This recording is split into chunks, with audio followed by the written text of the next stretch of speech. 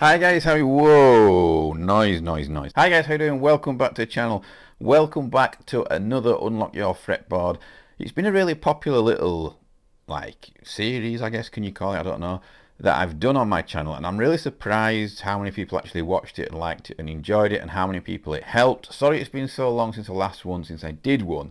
For those of you that are clicking on this video and you're kind of wondering what the hell I'm talking about, this video, I think is the third one, I can't remember.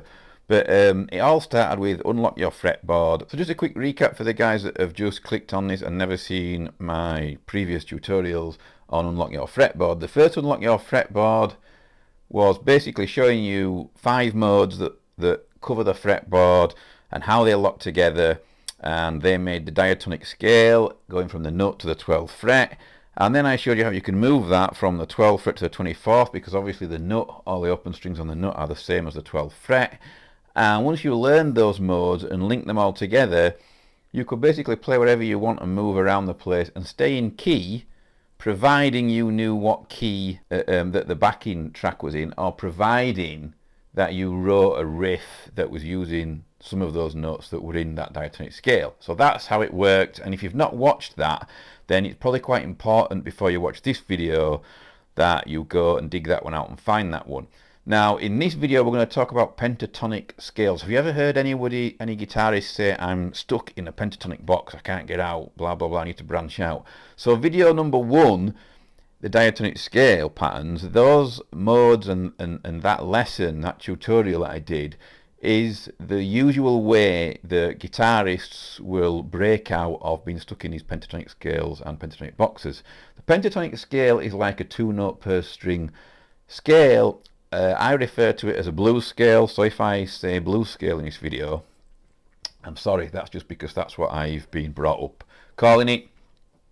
And what I'm going to show you in this video is, I use a diatonic method quite a lot, in fact all the time, and don't use the pentatonic method and the pentatonic scale enough. So I'm trying to incorporate it more in my playing. So what I'm going to show you in this video is basically a blues scale, a pentatonic blues scale, and then I'm going to show you 2 more scales. And what you will find is that these scales span and lock together from the nut to the 12th fret, just like the diatonic scale.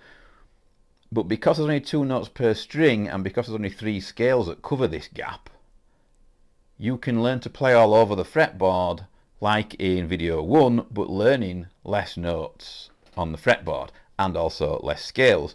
So let's get on with it. First of all, I'm going to cover, obviously, I'm just going to get to the 12th fret, but I'm going to show you what a pentatonic box is, what it looks like, what the blues scale is. I'm going to show you how it works and how it locks together. And if you've watched the video, the first video, you will see that these notes belong to the diatonic scale as well, and basically are just missing notes out. Anyway, so let's get on with it. We're going to start at the 5th fret, which is obviously A. That's on the E string. I'm using a Jackson DK2 Pink Neon Pro Series guitar. Absolutely fantastic guitar. If you are a beginner and you are stretching, or you have the money to afford something like this, please do, because it's such a great guitar to get on with. Behind me there is just a practice amp. It's the Moore Hornet 30, and it's a great little amp with loads of stuff on. Again, ideal for beginners or for practicing at home like I do. So let's show you. So I'm going to go note by note through the blues scale, the pentatonic scale. We're going to start, it's going to be an A, so we're going to start on the 5th fret on the low E. Next fret, we're going to move up to the 8th fret. Move up a string onto the A string, 5th fret. 7th fret on the A string. 5th fret on the D string. 7th fret on the D string. 5th fret on the G string. 7th fret on the G string. 5th fret on the B. 8th fret on the B. 5th fret on the E. And 8th fret on the E. So you have something that looks like this.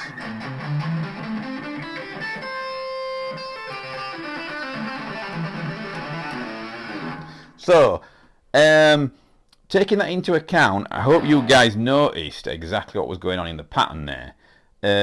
It's a finger per fret. Okay, that's what we're using here in this scale. So obviously you use your pinky. When you're bridging a 4-fret gap, you use your pinky.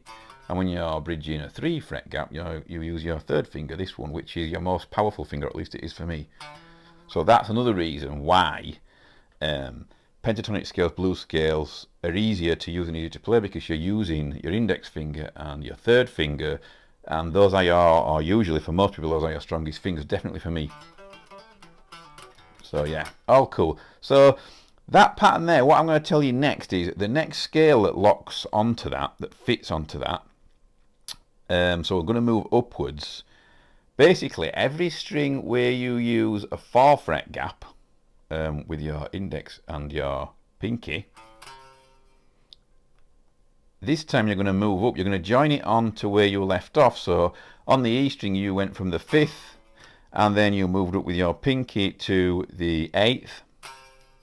And what you're going to do now is you're going to join a scale onto that, and everywhere where you play a 4-fret gap, which is like on the E string, you are going to play a 3-fret gap. On the next string you play a 3-fret gap, and if you move up to where you left off there, you're going to play a 4-fret gap. So if you move up, you get this.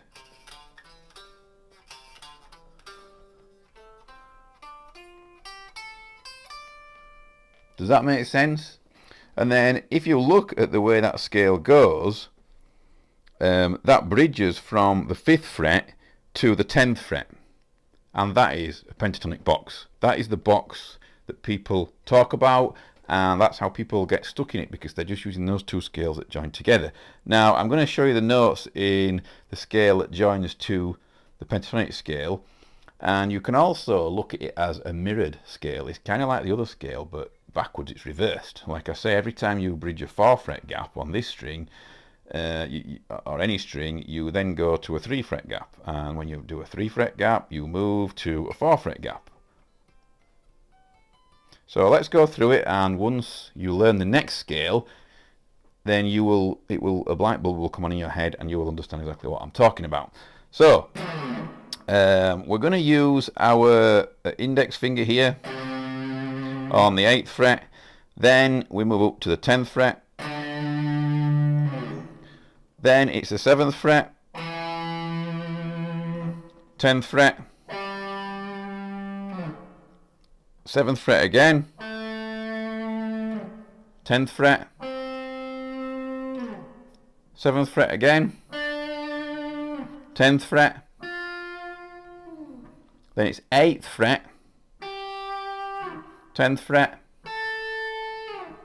8th fret again, 10th fret. So do you see what happened there?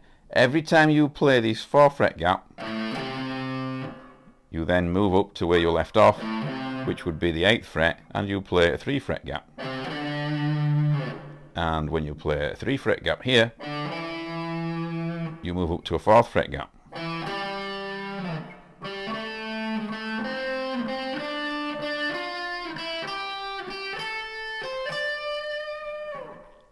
And already now we've covered from the 5th fret to the 10th fret. If you are getting confused at any point in this video, because it is quite hard to explain, I'm trying not to use any technical terms so you understand me. We've filled that gap already, okay, and we've got a really cool scale that we can mess around with. You just have to learn it so you can visualize the notes. The next scale we're going to learn is super easy, and this takes you all the way up to your 12th fret, which is where we're going to stop for a while, okay? And this is simple because they're all 3-fret gaps. So the two scales we've learned take us from this shape here, the 5th fret sort of here, the bar chord, I guess, and it takes you to there, the 10th fret. And what we're going to do now is we're going to fill the gap from the 10th fret to the 12th fret, and it's easy because, yeah, you've guessed already probably by me guiding you through it what's going to happen. We're just going to basically do this.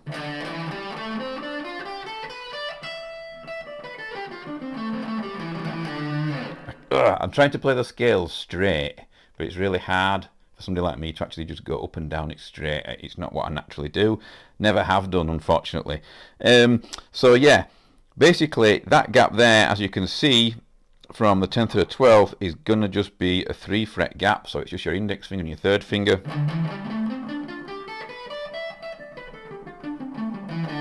You can just walk up and down it all day long and it's awesome. So now we have covered the 5th fret to the 12th fret, which is a massive, with just 3 scales as well. It's a massive area, it's that. And you're probably wondering, well, what's going on up here?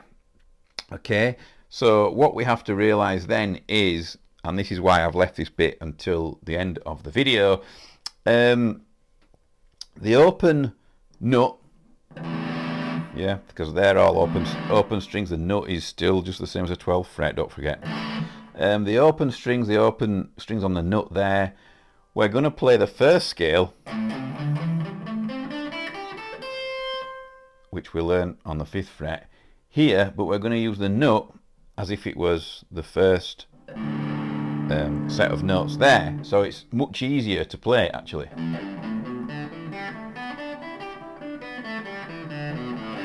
Even though I nearly screwed it up.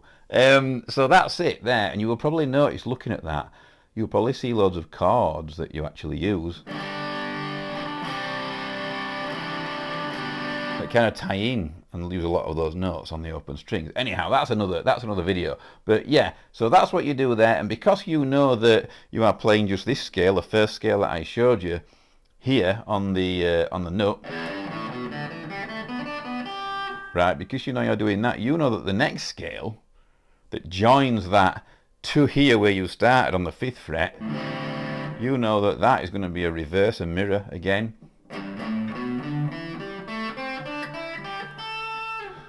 And that fills that gap. So now you have got your nut to your 12th fret completely covered, and guess what? When you want to solo up high or make a melody up high, you can then just move the whole thing up to the 12th fret. It goes to the 24th, and you've covered all the fretboard using Pentatonic scales and Pentatonic boxes. Thank you very much. I hope this video helped. It's a really quick one, a really easy one. If you're a beginner, yeah, I should have probably shown you this version of how to unlock your fretboard before video 1. But never mind, I've shown you it anyway, and it helps me a lot because I get stuck in the diatonic scales rather than stuck in the pentatonic ones, and you know, I'm trying to force in these pentatonic scales and pentatonic movements. So yeah, very cool, nice little tip for you. I hope it helps, and I'll see you all very soon. And please subscribe and click the bell if this video helped. Leave a comment below if you've got any questions. I answer all comments on the channel, as long as they're nice. In fact, I even answer ones that aren't nice sometimes, just for fun. But yeah, there's going to be more of this. If you enjoyed this, then please subscribe. And yeah, sorry about the audio quality. I hope you could hear what was going on. I'm only using this one mic here. I'm not like Kyle Bull, Jamie Slays, Jared, all these guys that have got these really tons of mics, and I don't know how they do it. I'm not totally tech minded, so I only have one mic going into an iPhone actually there. So yeah, thanks very much for watching, and I'll see you all soon.